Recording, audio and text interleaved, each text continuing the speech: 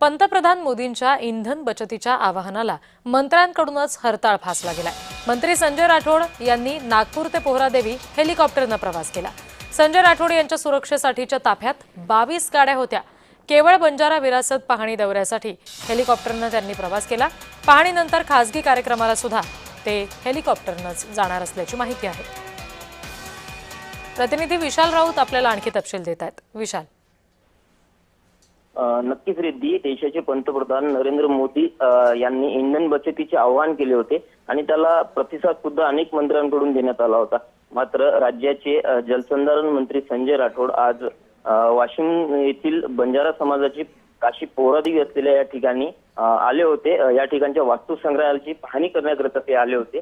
मोठ्या प्रमाणात त्यांच्यासोबत शासकीय गाड्यांचा ताफा सुद्धा होता आणि यासह ते नागपूरहून हेलिकॉप्टरने पोहरादेवी या ठिकाणी आले होते। त्यामुळे माध्यमांनी सुद्धा त्यांना विचारण्याचा प्रयत्न केला, मात्र त्यांनी या संदर्भात सारवासारव केली आणि नक्कीच आम्ही दौऱ्याचा खर्च अर्ध्यावर आणला असं म्हणून त्यांनी पुढील बोलणे टाळले। रिद्धी, या ठिकाणी जी विशाल, धन्यवाद दिलेल्या माहितीसाठी।